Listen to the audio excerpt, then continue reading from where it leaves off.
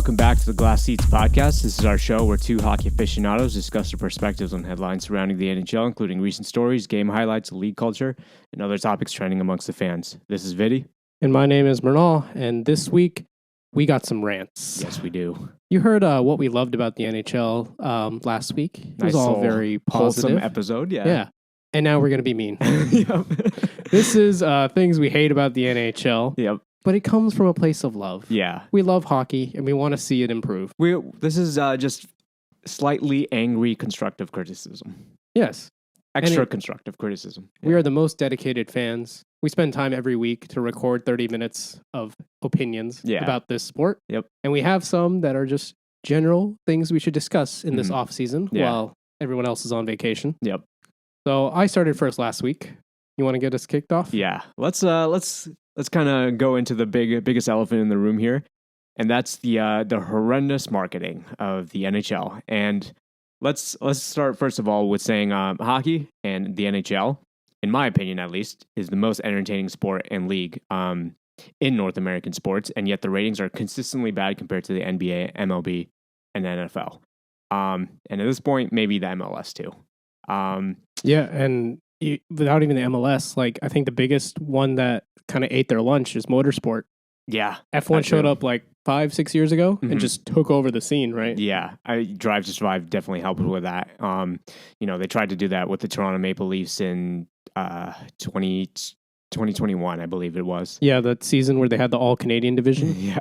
And then they just absolutely blew a 3-1 lead, I think it was, to Montreal. And yeah, not great. Not a great look for the heroes of that documentary. Amazon should have known better. That's what happens when you pick the Leafs. Yeah, well.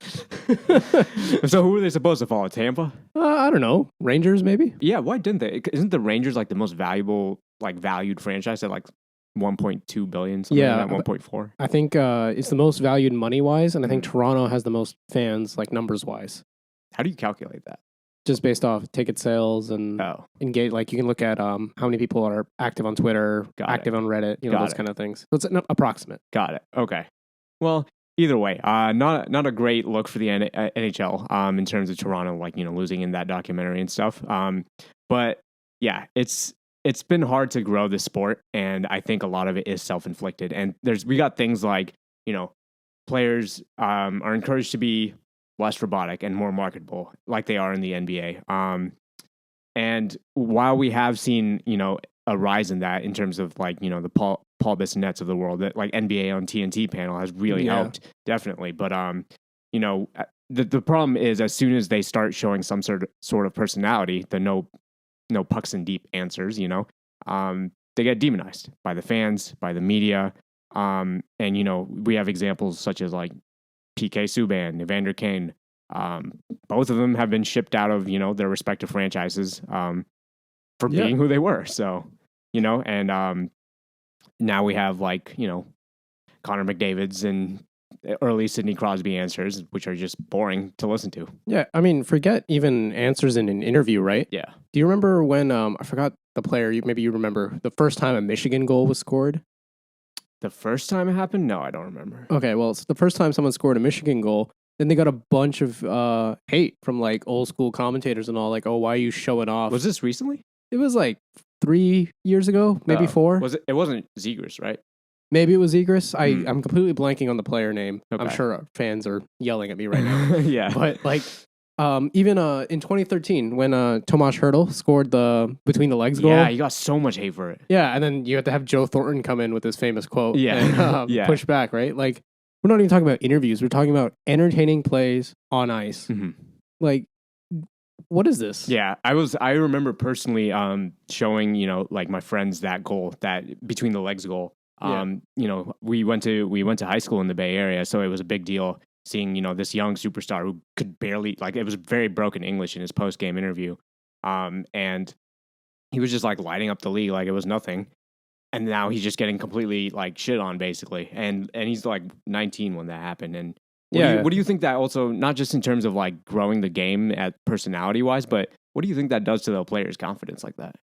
Yeah, I mean, to be fair, you're going to get this. In professional sports, you're going to get criticism and you have to kind of deal with that. And I think Joe Thornton did the right thing there. Like he stepped in and didn't let him answer that question. Yeah, because he was a leader, right? Yeah, so. He was. I don't know if he was captain at the time. I don't remember. But he was one of the captains, right? So that is kind of how you have to kind of treat that. But it's also like this weird phenomenon that the first time you do a new move, you're going to get crapped on. And then the second person who does it isn't, because now it's normal. You really? Know? Has that happened before?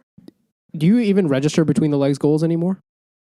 Not really. They barely even make the highlight reel anymore. They've somehow become an acceptable move. Yeah. So when Hurdle did this 10 years ago, it was a whole big thing. Yeah. Even now, like the first time a Michigan happened, everyone was up in arms. That's true, actually, yeah. But now it's like, oh, now it's celebrated, right? Like you are punished for pushing the sport forward. Yeah. Which is weird. And I'm not saying, I don't think you're saying at least that you have to push it forward with these like fancy like dekes or whatever, right? No, but when you do, why is it not celebrated? Yeah. Yeah, like if LeBron James does like he jumps and does like a 360 behind the back, whatever, slam dunk something, it's going to be on ESPN everywhere. Granted, it's LeBron, but even if it was like, you know, a up and coming player, you would see that everywhere. Yeah. But here it's like almost like, why would you do that? Like that's not our sport. That's not pure enough. Like you got to score a good gritty goal, hard American goal, you know? Like like things we celebrate are like McDavid deking through 5 guys, right? Yeah. Which is cool. It's cool dope. For another reason though, yes. Right? And things like Zegras doing some weird flips and weird dekes that sometimes doesn't always make it. Mm-hmm. Now you can argue that's because he plays in Anaheim and all that, but that shouldn't matter, right? Yeah. We're criticizing the NHL's marketing right here. Yes. And honestly, this is a perfect segue into my other point that kind of relates to the marketing side, is that the NHL wants to grow, be a more positive space. I totally understand. I support that 100%. But then they go turn around and gatekeep and suppress info. And I don't get it at all. And this is an example of that. You know, McDavid deking through 5 guys. That's pure skill. You can't teach that in wherever, in training. You can't teach that growing up. You can't, like, whatever. You got to work on that. And like, that's gifted right there. Yeah. But between the legs goal by a 19-year-old is blasphemy. I don't get it. Like, but consider this: the 19-year-old wasn't Canadian. Sure, so that's the standard, right? So if he did it for like if it was still, you know, Tomas Hertl on Montreal, Ottawa, whatever team, any team, even if it's not Toronto, any Canadian team, Vancouver, would it have been like gotten the same reception? I think the reception would have been worse because there's more, I'm going to say, traditionalists in the Canadian circles.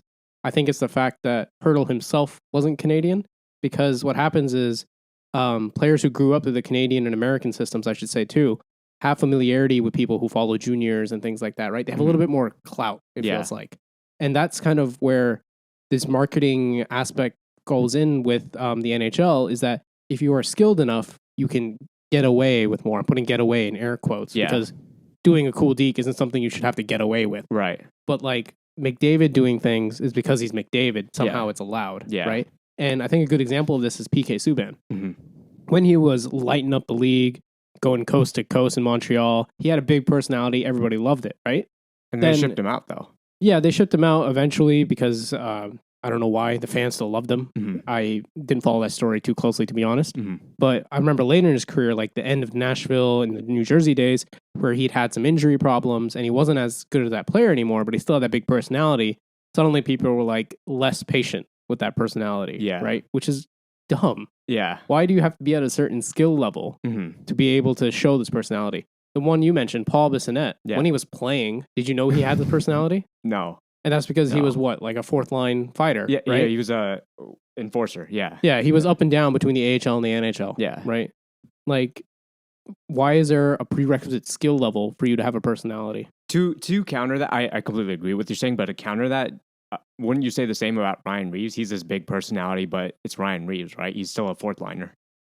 I mean, is he really that big of a personality?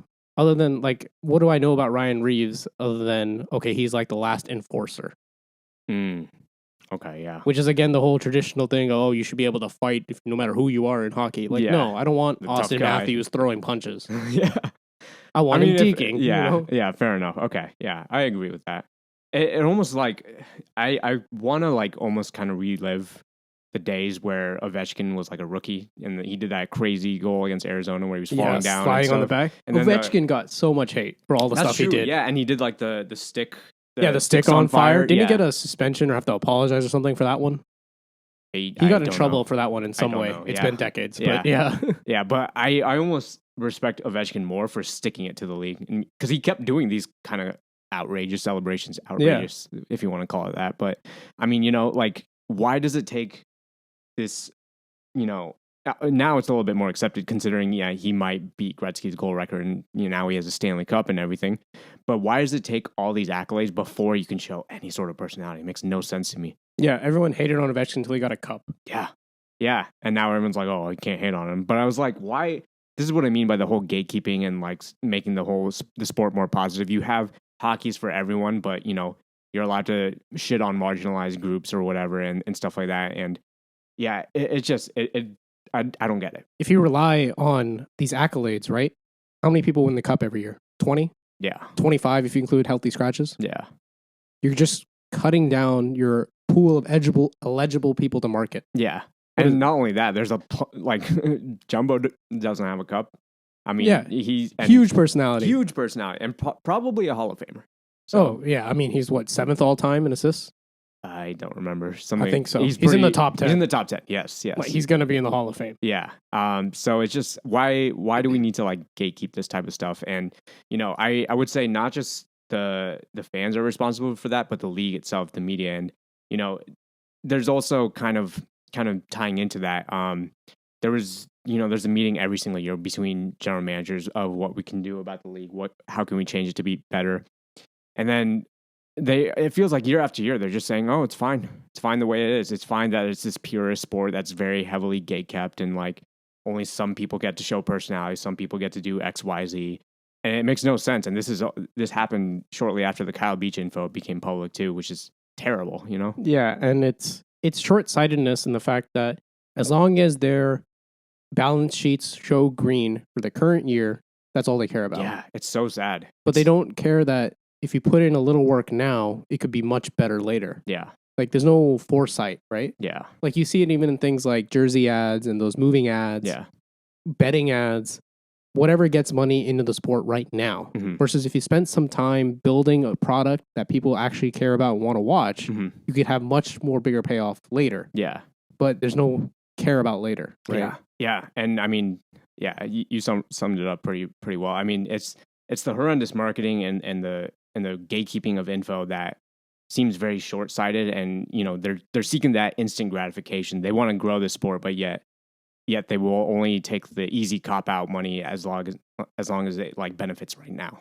Yeah. Instead of seeing the bigger picture, and it's so frustrating. Yeah, because like fans like us can see what it could be. Yeah. Right. Who's the audience at this point? I don't know. Like, while we were competing with the NBA, everyone's argument was, hockey is too expensive to play at like a grassroots level. So more people play basketball, that's why the NBA is more popular. Mm-hmm. Which there is some truth to that. Yeah. Right? There is some truth to the fact that you have to pay for skates, you have to pay for ice time, and because everyone at least in the United States, has a basketball hoop within walking distance of them, it's easier to get kids involved and they care about the NBA, right? Yes. What's your excuse for why F1's beating you? Yeah.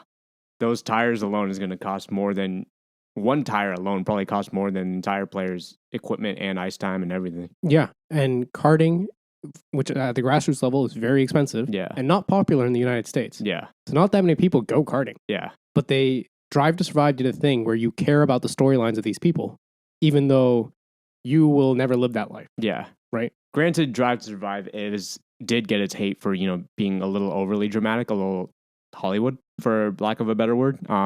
But they still succeeded, right? They wanted to sell the sport, and they did. But the only reason you think it's overly dramatic now is because you watched the actual sport. I loved it when it first started. Now I don't really watch it anymore, to be totally honest. Yeah, but you watch the sport now. Yes, yeah. Which is the goal. Yeah. Right? So I don't know. Yeah. Instead of just following one team, I would love a NHL docuseries that just follows the entire playoffs, but you follow every team. Yes, that would be sick. Yeah, because now you have the fans themselves also have something to care about, Yeah. It's not just, it's almost like when the difference is when you were following the Leafs the whole season, is that felt like, for example, like American Idol, you have the auditions, you have, and then you get the golden ticket to Hollywood, and then you have the whole show, and then nobody really tunes in unless you're a hardcore fan until near the end, whereas last couple like final contestants, and there's a winner announced soon. I feel like it's the same here, but you got to generate that interest somehow. It just doesn't feel like it's there. And the problem with only following one team in hockey is that you only see one side of the storyline, right? Yes. That's what made Drive to Survive so compelling. Yeah. Is that, they show you Daniel Ricciardo is fighting for his job at Red Bull with Max Verstappen. Yes. And then you also see, Lewis Hamilton is trying to become the greatest all time. Mm-hmm. And now when you cut to the race and suddenly they're racing each other. Yeah. And now you can pick, like, you care about both these storylines. And you want to see who's going to win out, right? Yeah. I completely made up that example, by the way. I don't know if that actually happened. But when you have both sides of the storyline, you can get better buy-in. Yeah. So right now, when we watched what was it called? All or Nothing? The Leafs one? Yeah. So when you're watching that, you only care about the Leafs, right? So then you see them lose and you're like, crap. Yeah. But imagine you had been following Montreal's season also. Mm-hmm. You're like, holy shit, they just took down the Leafs. Yeah, and they just barely made it. They should have been roadkill, honestly. Yeah. And now they went to the Cup final. And that series ends with the Leafs being eliminated, right? They don't even follow Montreal going all the way to the Stanley Cup final. Oh, yeah. Like, you missed out on the best part of that storyline, right? Yeah. It's not that Toronto was... I mean, yes, Toronto did choke and collapse, whatever you want to call it, but at least it was to a Cup finalist. It wasn't just some random team that got bounced in the second round. Yeah. So... And... Imagine, like, even these past playoffs, you would have followed Florida. Yeah. You would have followed Edmonton versus LA. Yeah. That whole battle. Yeah. You would have followed Vegas until they finally won. Mm-hmm. And you would have known all the backstory going into Seattle taking down the former Cup champs. Seattle taking down the Cup champ. So many good storylines, and yet it was just one team. And I don't know if that's a logistics thing at this point. And again, this is not trying to turn this episode into... Figure it out. Yeah, this is not trying to, shit on All or Nothing. But... It's just, why? What did the NHL get out of this? Truly. Not much. I feel like. And then the Leafs refused to do another season. Of All or Nothing. Yeah. So now it's gone. Yeah. So this was it was a good attempt, but it just crashed and burned. And they got nothing out. It was almost like a zero ROI type of deal. Yeah. So. And I think this segues nicely into my point, if you don't mind me going on. Yeah, of course. Absolutely. I think this all can be boiled down to that the NHL doesn't have a good concept of who their audience is. Yes, yeah. So I think events that are meant to be marketed to hardcore fans, they tend to market them toward casual fans and the vice versa. Things that should be for casual fans, you have to be like a hardcore fan to find or understand. Yes. So let's start with casual fans, right? If you have, I'm going to define a casual fan as, let's say your friends are into hockey and you are not. What is the thing you are most likely to watch? If you are into hockey? If you are a friend of someone who's into hockey. I mean, you're probably the playoffs, I would imagine. Yeah. Some sort of game. Yeah. Right? So let's say it's the regular season. Yes. You're most likely to watch just any sort of game. Yes. Except it is so expensive or difficult to find a game on TV. Yeah, that too. It's not just going to the game that's expensive. At this point, it's hard to just watch it. Just to watch a game, right? So cable is kind of on its way out, right? Yes. So I spent some time researching, okay, if I wanted to stream a game, yes, how would I do it? This is what I found. So in the US, you have to buy ESPN Plus for $10 a month. Okay. ESPN Plus does not include local market games. Mm-hmm. So if I am a Sharks fan living in San Jose and I buy ESPN Plus, I can't watch the Sharks. Damn. I still have to buy cable to watch the Sharks. Okay, all right. Continue. Plus, if any game is broadcast nationally, it won't be on ESPN Plus. Because it's... So basically all of the playoffs. Playoffs are a different deal. Okay. But basically, if I am not an out-of-market fan, I can only watch other teams on ESPN Plus. I can't watch my team. So you essentially have to pay for cable and ESPN Plus to get everything. Yeah. So the $10 a month is not just...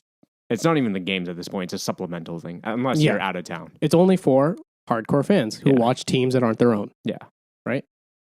If you're in Canada, you have to pay for Sportsnet Now, which is $35 a month. And you get both regional and out-of-market games. Yes. But now $35 a month is steep. Yes. It is a bit cheaper if you say regional-only games. So that's $20 a month. Yes. Still steep. Yeah. All right? And to be fair, you do get other sports leagues. Okay. With that. Yeah. All right. So I think between the US and Canada, it seems like the Canada has a better deal. Absolutely. But $35 a month is expensive, man. Yeah.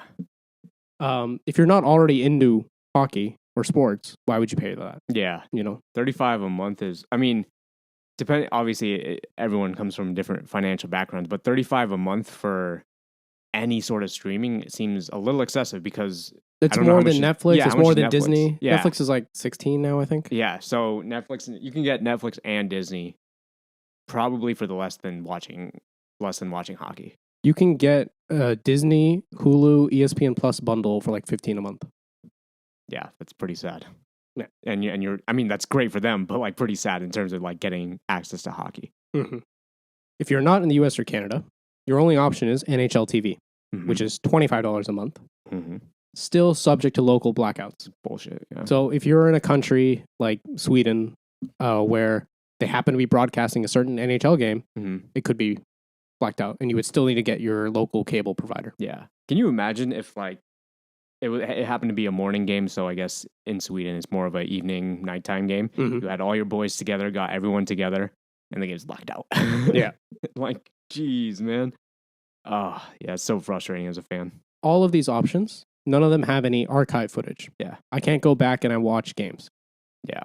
Which is, that's not the way modern world works, right? Yeah. Take right now, for instance. Summertime, sports aren't really that active right now. Yes. You know what I did? I bought F1 TV for $3 a month, and I can watch any race. Like from any season. Yeah, as far back as they have footage, because F1 started in the 1950s, so they don't have all that footage, right? Right. But even for the old races, they have 30-minute summaries of what happened. Yeah, so they really made it extensive. Like if you suddenly got into Formula One and you were like, I'm obsessed, I want to like get to know everything, you could easily, for $3 a month. Yeah, let's say you watch Formula One now and you're like, oh, I really like Fernando Alonso. I want to see the seasons where he won the championship. Yeah, you can go back and watch him. Oh, you can filter by driver. I mean, you'd have to look up which races he won, but you know he won championships in 05 and 06. Yes. So you can go to 05, say, play every race. Wow. If you don't want to have time for every race, they have 30-minute summaries of every race. Yeah. If you don't even have time for that, they have 10-minute highlight packs of every race. Wow. And for $3 a month, it's crazy. $3 a month. And you can watch anything. Yeah. And if you upgrade to $10 a month, you can even watch the current races live. Wow. So for $3 a month, it's like delayed by a couple days. If you want live, it's $10 a month, which is still cheaper than anything I mentioned. Yeah, and there's no like blackouts or there's no there's no gatekeeping with any of that. At least not in the US. Yeah. I think England might have some. Yeah. But yeah. The whole point I'm getting to is if you are a casual fan, the most likely thing you want to watch is a game. Yes. And it is so difficult to just get a game on TV. Yeah. To the point where only hardcore fans are going to do that work. Yeah. I always wonder, do you think, is that partially because they're trying to make hockey a more social thing? Like, do they want you to go to a yard house, to a BJ's to watch the game in a bar or something? Or no, it's an archaic thing of way of thinking that most people are going to watch on cable. I see. Okay. And then that they only want to watch their own team. The world is much more global these days. Yeah. I don't live in San Jose anymore. Yeah. I still want to watch the Sharks. Yeah. And they have these long deals with TV providers where they say, oh, you can't go on streaming because that's going to cut into our TV audience. And then they're losing out on that. And then these TV providers are going under, like Bally Sports just declared bankruptcy. Yeah, I remember that. If you're a fan of a team that has broadcasting rights to Bally Sports, who knows what's going to happen? I think for now they're keeping it going, but... So it's basically a too bad thing? You know, the NHL has to find another broadcaster. Oh, God. Versus something like the MLS, where they created a deal with Apple TV. If you pay for Apple TV, you get every MLS game. No blackouts, nothing. Yeah. And the best way, easy. I think the point we were missing here is the best way to grow a sport is word of mouth. And you bring your friend over, like you're a hardcore hockey fan, you bring your friend over who has never watched hockey, and you're like, let's watch the game together. You turn on whatever streaming service it is, and the game's blacked out or just not available. Yeah. And people have friends all over the world now, right? Yeah. What if you had, what if I was living in California and I had friends in New York and they're getting me into hockey, so they get me into the Rangers? Yeah. Now I'm in California, I want to watch the Rangers. I got to pay these prices. Yeah. That's the only way to get out of market games. Yeah. Not to mention all like the Discord watch parties now that happen. Yeah. YouTube watch parties and stuff like that. Yeah. I mean, the pandemic changed a lot of things to where we have to socialize globally online. And that's fine. I don't think there's anything within reason. There's nothing wrong with that. but you make it so damn hard to just do it. like you're falling behind the trend. Yeah. Now, to go to the flip side of this, Mm-hmm. what's something that should be marketed to the hardcore fans, but instead is only pushed toward the casual fans? All-Star? All-Star. Yeah. Because they make it so cringy, and they try to make this big event that they're like, oh, everybody's going to watch this. Mm-hmm. Hardcore fans watch the All-Star game. Yeah. Well, I don't really watch it anymore, to be totally honest. Yeah, and if you're not watching it, is a casual fan going to watch? No, they probably don't even know it exists anymore. Yeah. So, the ways it's marketed to casual fans, right? They have to make sure it's always like the big names, right? Connor McDavid's got to be there every time. He's got to be involved as much as possible. Mm-hmm. Their interviews of the players are really bad. Like you mentioned, it's just pucks and deep answers. Yeah. Like they're not giving you anything. Mm-hmm. They keep adding these new skills games. Like a little bit of local flair is fun and nice, but like it's getting a little out of hand. I feel like, you know? Like, I want to see fastest skater. I want to see accuracy. Yeah, I mean, it's kind of irritating because I remember back in, I want to say it was like somewhere around the 08, 09, maybe 2000, early 2010s. You had like players that hated each other in like normal game situations. Evgeny Malkin, and I think Evgeny Malkin was the one that like dressed up Ovechkin in the breakaway competition. Yes, 2 sticks. Yeah. 2 sticks in the sun hat. Yeah, all that. And they hate each other on the ice. But in that moment, they were friends. It went viral. Like that was... See, I remember a moment from 2010. Yeah. I mean, I remember a couple more like after that, but that's what sticks out. And that was like personality. And that was like, it wasn't shit on, basically. Yeah. It was allowed. But now that's not even... Who's the audience for this? Who's the audience for All-Star Weekend now? I have no idea. Couldn't tell you. And I think it's okay to bring in specialists, like maybe players who aren't All-Stars, but are really good at one of these skills. Yeah. Right? Like bring in Dylan Larkin for fastest skater, even if he's not an All-Star, right? Yeah. The people watching these are hardcore fans. They're going to know who Dylan Larkin is. Yes. Right? Yeah. Like you don't need to have Ovechkin and Crosby there every time. Yeah. Right? Even Ovechkin doesn't want to be there anymore. Yeah, Ovechkin takes a suspension half the time. Yeah. Like one of your the league's biggest players is just like, I don't care anymore. Yeah, the guy who could break a Wayne Gretzky record doesn't care about doesn't care to go to the All-Star game and would rather be sat out for one game. Yeah. Than go. Yeah. I mean I don't think I need to explain that. That tells you everything about how much the NHL cares about it. And it's just like all these random events that are marketed to casual fans, and they should be for hardcore fans. Yeah. A few episodes ago, I talked about the awards show. Yeah. That should have been marketed to hardcore fans. Yeah, that was bad. Like, fundamentally, they don't know who their audience is. Yeah. Just to be fair and give some counter examples, I think they do the playoffs well. Yeah. Playoffs are usually available everywhere. Yeah. It's all nationally broadcast. So, again, you have to pay these prices, but at least you're not worried about blackouts anymore. Yeah. The Winter Classic is an event that I really like, the outdoor games, because it is marketed to the hardcore fans. They do special jerseys on a special venue. It's New Year's Day in the morning. Like, only hardcore fans are getting up to watch that, So those are some examples that I like, and I want to see more of that, where you just worry about building a good product and let it be easy to find. Yeah. Because then your hardcore fans will spread the good products and bring in your casual fans, right? Yeah. See, I would say there have been a little bit more outdoor games. My issue with it, personally, is I'm not even aware that, an outdoor game is happening until the NHL posts Instagram highlights about it. And I would consider myself an actual fan of the game, So the fact that the marketing is so poor that I'm not really sure what's an outdoor game, what's not, when is it, what are the teams, which is the same teams every single time anyways. But like, it's hard to like even know when the outdoor game is happening, it's great that the outdoor games are happening, but like market them better. Yeah. And just to clarify, I think the Winter Classic is one of them, but then there's like the Stadium Series, Heritage Classic. Those ones move around. Yes. So this is why I say they do the Winter Classic well. It's January 1st. Yeah. Every year. Yeah. No exception. Yeah. Easy to remember. It's in the morning. And it's coming. Yeah. You can look up the teams and everything. Yeah. That's the only one I know for sure is happening. And that's what I mean. Like, if you got to make special dates for Stadium Series and all that too, do it. Yeah. Do it. People will tune in on the weekend. People that actually care about this will tune in on the weekend. Yeah, like I said, you're pushing it. It should be pushed toward hardcore fans. Yeah. Right? And this is what the NBA does, right? Christmas Day is always championship rematch. Perfect example. I mentioned this before. I would love the Winter Classic to be championship rematch. Yeah. Every year. Yes. Yeah, absolutely. I don't know. Yeah, I don't know. Yeah. Would you get up January 1st to watch Florida Vegas this year? Most likely, yeah. Especially if it's outdoors. Outdoors, and it has to be the first time they're meeting. Don't do another game earlier. Oh, then yeah. It has to be the first time. Absolutely. Yeah. Yes. Yeah. I mean, the whole scheduling and how lazy or not lazy that is, or how fair or unfair that is, that's a whole separate gripe we can get into. But yeah, that's absolutely. Yeah, to answer your question, yes. I mean, the Stanley Cup Final is always cross-conference. Yeah. So there are only 2 games in the regular season anyway that those 2 teams play. Mm-hmm. You can always do one on January 1st and the other one later. I would get up January 1st morning to see some completely outlandish teams like that are never in this play.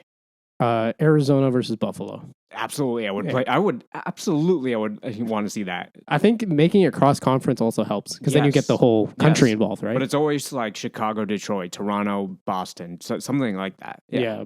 Pittsburgh.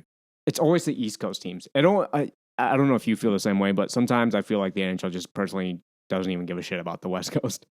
Yeah, sometimes. But like, I think they do that because they're stuck in this idea that wherever they host the Winter Classic, it has to be the local team playing. It doesn't. It doesn't though. Because it's outdoor and it needs to be cold, so it's on the East Coast. Why wasn't an issue like when it was Vegas, Colorado, and Lake Tahoe? I mean, that game was a disaster. I mean, technically Vegas was close. I don't know if I buy that. You should have done Vegas, San Jose. It would have been both sides of Lake Tahoe. Yeah. I mean, it's just that San Jose wasn't good, so they're like, "Oh, we got to put someone in," and they had this absolute debacle. They had to pause the game halfway because the ice melted or whatever. But yeah, they didn't time it right. No, and again, incompetence on their part. So I'm not really sure what they were getting out of that. Yeah, but like, host the game somewhere cold. Host it in New York. Host it in Toronto. Yeah, but it doesn't mean Toronto has to play. Mm-hmm. So I think what we can say here is, besides the gatekeeping info, horrendous marketing, and the fact that it's so difficult to actually tune into these games and they have no idea what the audience is, it feels like the overall theme amongst all of this is try harder. You know what I mean? Yeah. Like just put in a little bit of effort to make the experience better for the people that are literally keeping your league afloat, the fans that are like you and I. And you have to do this now to not lose out in the future. Yeah. And I think that's what it feels like it's missing from the NHL. Yeah. I mean, I've definitely don't enjoy hockey as much as I used to. Granted, I'm older, I have responsibilities now, but it's just, dude, you would think by now with all the technology and all the resources and stuff that the game would have gotten better. It feels like it's taken a step backwards, if anything. Yeah. So, I don't know. They keep sanitizing it for this like lowest common denominator. Yeah. And you know why? Because they can make money off those betting ads and the quick buck and the board ads, whatever you want to call them. It's bad. But it's just short term. It's short term. They need someone to think bigger, think longer, and like really put this plan into action. It's not just enough to say, "Oh, we want to do this X, Y, Z." Anyone can say that. Yeah. Just actually like make a product that you are like not just you are proud of, but like the fans are proud of and want to show their friends, and make it easy to show their friends. Exactly. Just make it, just do better. Yeah. I think that kind of sums it up. Yeah. Before we head out here, there is one story that I wanted to talk about. Yes. So Patrice Bergeron, longtime Boston Bruin, retires. Yes, he did. I think he's going in the Hall of Fame. Absolutely. And I mean, I wanted to list out some of his career and just say congratulations to Patrice Bergeron. Mm-hmm. 19 seasons in the NHL, all with the Boston Bruins. Drafted in 2003 in the second round. Had 427 goals, 85th all-time in the NHL. Mm-hmm. 613 assists, 90th all-time in the NHL. 1,040 points, 79th all-time in the NHL. 1,294 games played, 71st all-time in the NHL. 1 Messier Leadership Award for Outstanding Leadership, 1 Clancy Memorial Trophy for Humanitarian Contribution, 6 Selke Trophies for Best Defensive Forward. Unreal.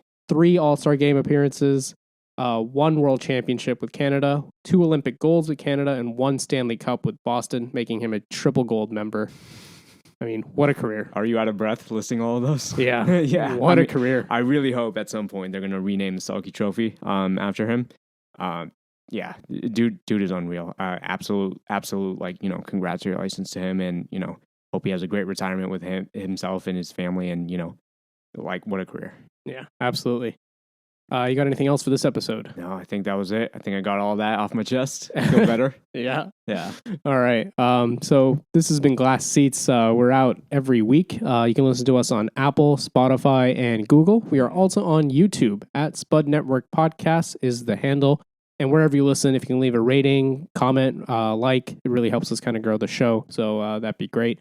We're out every week, so we'll see you in the next one. Bye.